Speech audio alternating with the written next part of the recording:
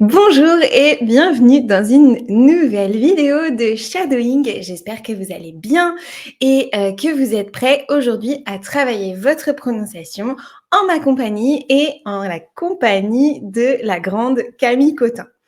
Aujourd'hui, on va faire du shadowing pour améliorer ta compréhension orale et ton expression orale en utilisant des interviews de Camille Cotin. Si c'est une actrice que tu aimes ou peut-être que tu l'aimes bien dans certains de ses films, alors c'est parfait pour toi parce que tu vas avoir l'occasion de l'imiter et de te rapprocher au plus près de sa manière de parler. Je t'appelle Blue. You speak very good French? Yes, yes. My flowers are beautiful. De l'or. De l'or. The burger. I will recommend the burger. Bonjour, moi je m'appelle Marion et si tu ne me connais pas encore, je suis professeure de français langue étrangère. Mon objectif c'est de t'aider à apprendre et à te sentir plus à l'aise avec la langue française grâce aux films et aux séries parce que c'est vraiment ma passion, les films et les séries. Tu vas le découvrir sur cette chaîne. Et aujourd'hui, je t'emmène donc faire une séance de shadowing pour améliorer ta compréhension orale et ton expression orale quand tu parles en français. Le shadowing, c'est super parce que ça va te permettre de prendre confiance en toi quand tu parles français et d'améliorer ton accent, ta manière de prononcer la langue. Si tu ne connais pas encore cette technique, je t'invite à voir les autres vidéos de shadowing sur cette chaîne et n'hésite pas non plus à t'inscrire à la newsletter de Clap Français parce que je suis en train de préparer une formation spéciale shadowing pour vous donner toutes les clés, toutes les bases pour créer vos propres sessions de shadowing. Ça arrive bientôt, donc n'hésite pas à rester informé en t'inscrivant à la newsletter. Aujourd'hui, on va faire du shadowing avec Camille Cotin. J'ai sélectionné des extraits d'interviews de Camille Cotin pour qu'on s'entraîne ensemble à prononcer le français comme Camille Cotin. J'ai du mal à imaginer que tu ne connaisses pas Camille Cotin, mais si tu ne la connais pas, c'est l'actrice de 10% qui joue Andrea et puis elle a joué dans énormément de films et même aux États-Unis, vous avez pu la voir dernièrement par exemple dans House of Gucci, dans lequel elle joue quand même aux côtés de Lady Gaga et de Adam Driver. Donc, c'est une personne à connaître absolument. Et donc, c'est parti pour cette nouvelle séance de shadowing. Je vous ai choisi aujourd'hui plusieurs extraits d'interviews de Camille Cotin et on va commencer tout d'abord par une interview dans un format d'émission télévisée que j'aime beaucoup qui s'appelle Hot Ones, qui est inspiré d'une émission américaine dans laquelle les invités goûtent des sauces piquantes et répondent à des questions. Elle est animée par Kian Kojandi, cette émission, et on y retrouve donc Camille Cotin. Vous retrouverez les liens vers l'interview complète si ça vous intéresse dans la description. Donc écoutons une première fois le premier extrait et vous avez ici donc la transcription originale et ensuite nous on va faire quelques petites modifications pour se rapprocher de la prononciation quand on parle un petit peu vite. Comment on fait quand on est timide pour aller embêter des gens? En fait, il faut être dans un personnage. C'était ça qui était compliqué au début. Ok, donc on va quand même utiliser la question de Kian qui est intéressante et puis on voit qu'on a énormément de modifications ici au niveau des pronoms. Alors allons-y, donc il dit. Comment on fait quand on est timide pour aller embêter des gens? En fait, il faut être dans un personnage. Donc il dit comment on fait. Donc attention ici, vous avez surtout pas de liaison entre comment et on. Donc ça fait comment on fait. C'est pas si facile. Comment on fait. Et ici, on retrouve notre liaison en T dont on avait déjà parlé dans la vidéo précédente sur Camille Cotin et 10% et le Festival de Cannes. Je vous mettrai le lien quelque part ici au-dessus. Donc comment on fait quand on est, je vais vous le mettre comme ça, quand on est timide, pour aller, vous avez ça en un seul mot, pour aller embêter des gens. Pour aller embêter des gens. Pour aller embêter des gens. Donc, comment on fait quand on est timide pour aller embêter des gens? Ça va, jusque-là. Ce qui est un peu difficile ici, c'est surtout de ne pas faire les liaisons et de bien écouter les enchaînements de voyelles. Ensuite, on a... C'était ça qui était... Timide pour aller embêter des gens. En fait, il faut être dans un personnage. En fait, faut être. Donc, on a en fait, faut être. En fait, faut être dans un donc vous avez bien la liaison ici. En fait, faut être dans un personnage. Faut être dans un personnage. C'était ça qui était compliqué au début. C'était ça qu'était, vous entendez bien? C'est pas qui était, mais qu'était compliqué au début. C'est ça qui était compliqué au début. On peut le mettre comme ça. Qui était compliqué au début. C'est ça qui était compliqué au début. Je vous le remets une fois et je vous laisse prononcer juste après eux. Comment on fait quand on est timide pour aller embêter des gens? Comment on fait quand on est timide pour aller embêter des gens? Remarquez bien quand même ici le rythme de la manière dont il approche la question puisque c'est, avec une manière naturelle, donc c'est assez intéressant. On a le comment on fait quand on est timide pour aller embêter des gens? Il insiste un peu sur le embêter des gens ici puisque, c'est ça la partie importante de cette question. Comment on fait on a déjà une première question. Quand on est timide pour aller embêter des gens, vous voyez? On a des pauses, hein. Comment on fait quand on est timide pour aller embêter des gens? En fait, faut être dans un personnage. En fait, faut être dans un personnage. C'était ça qui était compliqué au début. C'était ça qui était compliqué au début. Donc ici, on a un «et» qui est un peu plus long puisque c'est comme ça c'est grâce à ça qu'elle réfléchit à sa réponse, bien sûr. En fait, faut être dans un personnage. C'était ça qui était compliqué au début. Oups, du coup, on va échanger, ces 2-là. Pardon, j'ai travaillé sur la transcription. C'est pas très grave. Voilà, on passe à l'extrait suivant. Donc vous avez vu, c'est des extraits assez courts aujourd'hui et vous pouvez retrouver les liens en dessous pour pratiquer. Écoutons celle-ci. En fait, quand je joue, je suis quand même moins timide. En fait, pardon, il y a le quand je joue, je suis quand même moins timide. Je vous le remets. En fait, quand je joue, je suis quand même moins timide. Donc ici, c'est intéressant, on a encore le en fait. Si vous écoutez bien, ça ressemble à un au fait presque. Au fait, quand je joue, ça va faire un quand je joue, je suis quand même moins timide. Attendez, je vous le En remets. fait, quand je joue, je suis quand même moins timide. Je suis quand même. Je suis quand même. En fait, quand je joue, je suis quand même moins timide. Je suis quand même. On a souvent tendance, ce quand même, comme on l'utilise beaucoup, c'est vraiment un mot qu'on utilise énormément dans le français parlé, on a tendance à le réduire énormément. En fait, quand je joue, je suis quand même moins timide. Quand même. J'entends un quand même. Je suis quand même moins timide. On peut garder le M aussi. Je suis quand même. Parfois, vous entendrez aussi des gens prononcer que même moins timide. Ici, c'est un peu à votre choix. En fait, quand je joue, je suis quand même moins timide. En fait, quand je joue, je suis quand même moins timide. En tout cas, on a le «je suis» ici, bien sûr, moins timide. Donc celle-là, elle est assez facile. Encore une fois, prenez votre téléphone, enregistrez-vous, essayez de la refaire et réécoutez-vous. Je vous la remets une fois pour que vous puissiez vous entraîner. En fait, quand je joue, je suis quand même moins timide. En fait, quand je joue, je suis quand même moins timide. On n'a presque pas le O ici, hein, ça fait plus. Fait, quand je joue, je suis quand même moins timide. Allez, on continue. Donc ça parle de timidité. C'est aussi intéressant en termes de contenu, je pense. C'est plus difficile pour moi d'aller faire un discours ou de prendre la parole, un mariage ou je sais pas quoi. En tant que toi-même. En tant que moi-même, je suis plus inhibée, c'est plus difficile qu'avec les mots des autres. Donc c'est Camille Cotin qui parle de son expérience avec Connasse, qui était une sorte de caméra cachée où elle disait des trucs horribles aux gens dans la rue. Et donc ça a été assez, j'imagine, une expérience assez forte quand même quand on doit dire ce genre de choses à des vraies personnes. Je vous recommande Connasse, c'est assez drôle.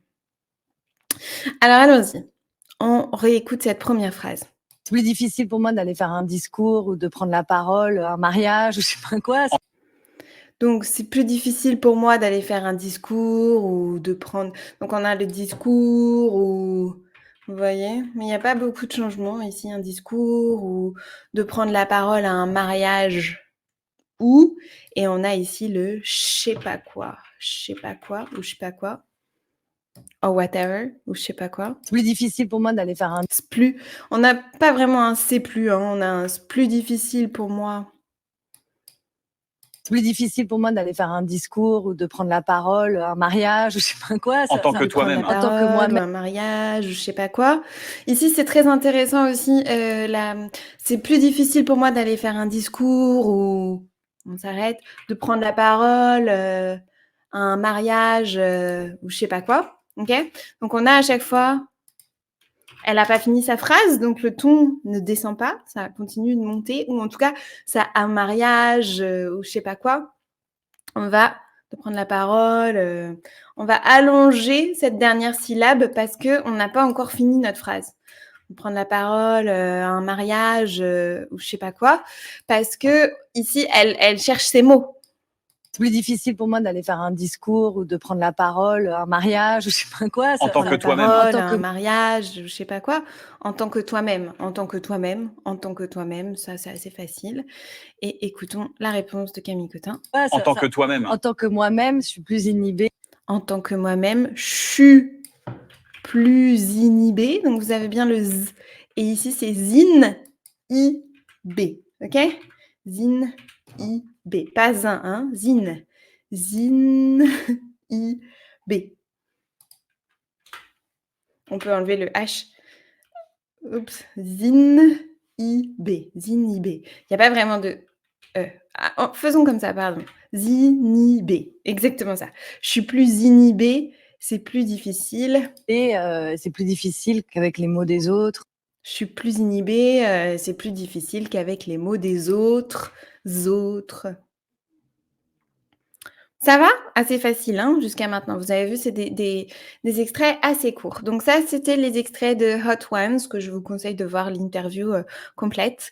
Et ici, c'est une interview, qui parle d'un film qui s'appelle Tony Infamie, qui est un superbe film que je vous recommande et sur lequel je vais bientôt faire un épisode de podcast. Je vous tiendrai au courant, et qui a été réalisé par ce jeune homme ici. Donc très jeune, mais sur un sujet vraiment, très profond, donc c'est assez joli. Allez, on écoute Camille. Ce qui est drôle, par exemple, c'est que moi, il y a des choses dans ma vie personnelle qui pouvaient faire écho au scénario.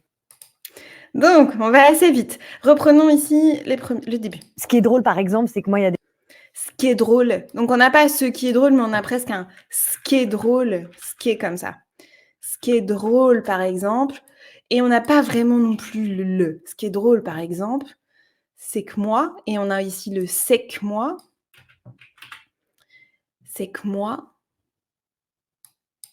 Ce qui est drôle, par exemple, c'est que moi, il y a des choses dans ma vie. Ce qui est drôle, par exemple, c'est que moi, hein, il n'y a pas vraiment de pause. Ce qui est drôle, par exemple, c'est que moi, il y a des choses. Donc ici, on n'aura pas un il y a, mais un il y a des choses.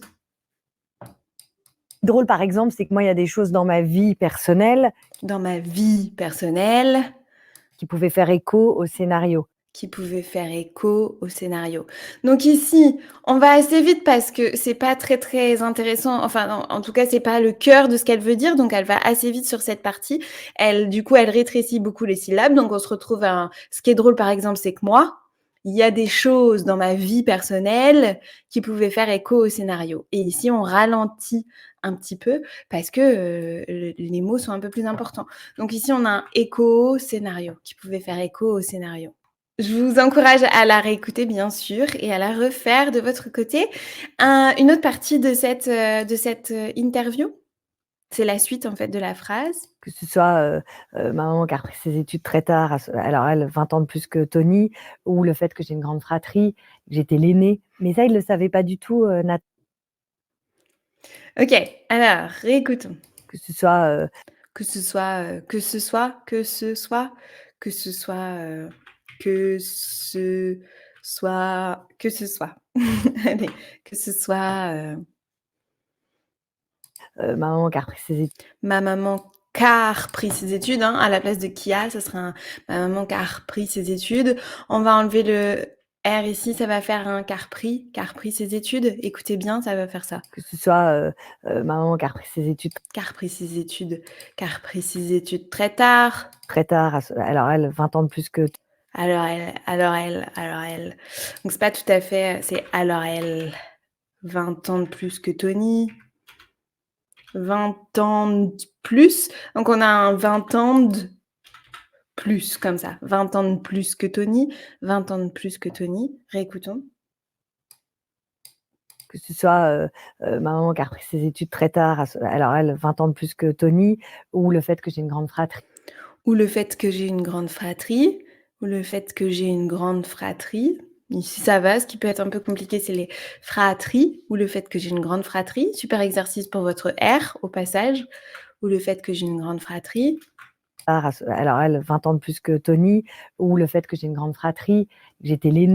Et que j'étais l'aîné. Et que j'étais l'aîné. Donc, on a un et que j'étais l'aîné. Ses études très tard, alors elle, 20 ans de plus que Tony, ou le fait que j'ai une grande fratrie, que j'étais l'aîné. Mais ça, il le savait pas du tout, Nathan. Mais ça, il le savait pas du tout, Nathan. Mais ça, il le savait pas du tout, Nathan. Donc rien de spécial ici, mais attention aux parties d'avant, où il y a des petites liaisons entre les mots, encore une fois pour aller plus vite. Et la dernière interview de Camille Cotin que vous allez pouvoir shadower chez vous, c'est celle-ci qui se passe à Cannes, donc qui est très récente et dans laquelle on lui parle de l'épisode de 10%, donc qu'on a étudié sur cette chaîne, dans laquelle on voit Camille Cotin accompagner Juliette Binoche au Festival de Cannes. Écoutons. Oui, c'est tout à fait vertigineux. Je me souviens très bien de l'épisode écrit par Fanny Herrero. Ok, donc oui, c'est tout à fait vertigineux. Je me souviens, donc aussi intéressant, on a un je me souviens très bien. Je me souviens très bien de l'épisode écrit par Fanny Herrero.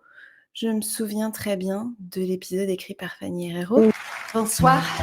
C'était fou d'ailleurs parce que dans cet C'était fou d'ailleurs parce que, donc ici on a le parce que à la place du parce que dans cet épisode, Fanny Herrero, c'était bien avant l'affaire Weinstein, justement, avait écrit ce moment où je disais il faut que tu ailles sur le bateau de ce magnat de la presse parce que sinon ce sera compliqué de monter ton film. Donc, c'était fou d'ailleurs parce que dans cet épisode, Fanny Herrero, c'était bien avant l'affaire Weinstein, justement avait écrit ce moment où je disais, on a ici un où je disais, il faut que t'ailles. Attendez, on va le remettre. Un bon exemple de subjonctif ici. Weinstein, justement, avait écrit ce moment où je disais il faut que tu ailles sur le bateau de ce magnat de la presse. Il faut que t'ailles, ok? On a un il faut que t'ailles. Il faut que t'ailles. Un peu comme vraiment taille. Il faut que t'ailles. Il faut que t'ailles sur le bateau de ce magnat de la presse. De ce magnat de la presse. Donc de ce magnat de la presse. Parce que sinon, ce sera vraiment compliqué de monter ton film. Justement, avait écrit ce moment où je disais il faut que tu ailles sur le bateau de ce magnat de la presse parce que sinon ce sera compliqué de monter ton film, etc. Parce que sinon, ce sera. Donc on a un ce sera compliqué de monter ton film. Vous écoutez bien, ce sera compliqué de monter ton film, etc. Ce sera compliqué de monter ton film, ok? Ce sera compliqué de monter ton film. On enlève le E et on l'accroche au mot d'avant. Vous avez l'habitude, on le fait assez souvent. Réécoutons le discours entier. Oui, c'est tout à fait vertigineux. Je me souviens très bien de l'épisode écrit par Fanny Herrero. Bonsoir. C'était fou d'ailleurs parce que dans cet épisode, Fanny Herrero, c'était bien avant l'affaire Weinstein, justement, avait écrit ce moment où je disais il faut que tu ailles sur le bateau de ce magnat de la presse parce que sinon ce sera compliqué de monter ton film, etc. Attention ici, avait écrit, il n'y a pas de liaison, donc ça va faire un avait, justement, avait. Et voilà, c'est terminé. J'espère que tu as aimé cette séance de shadowing. N'hésite pas à la refaire à l'infini, à t'entraîner, à t'enregistrer et à t'écouter. J'insiste sur ce point, c'est vraiment important de vous réécouter quand vous faites des séances de shadowing pour vous améliorer. C'est quelque chose qui prend du temps. J'ai quelqu'un qui m'a laissé un commentaire sur cette chaîne il y a quelque temps en disant que travailler son accent en français, c'est comme travailler un instrument de musique et je suis totalement d'accord avec ça. Merci Wesley. Et je pense que c'est vraiment un conseil à suivre. Prenez votre temps et continuez à travailler régulièrement, ça va venir. Si vous voulez vous entraîner avec d'autres vidéos, vous retrouverez dans les liens ici la Shadowing Tech qui est l'endroit où j'ai rangé toutes ces séances de shadowing qui sont ici disponibles sur ma chaîne YouTube et vous pouvez retrouver les documents que j'utilise ici sur Notion comme vous avez vu dans la vidéo. Ça vous permet de vous entraîner à votre rythme avec les extraits et les petites transcriptions et les transcriptions adaptées pour mieux prononcer. Voilà, je vous souhaite une très bonne continuation avec votre français, beaucoup de succès et je vous dis à très bientôt sur cette chaîne YouTube.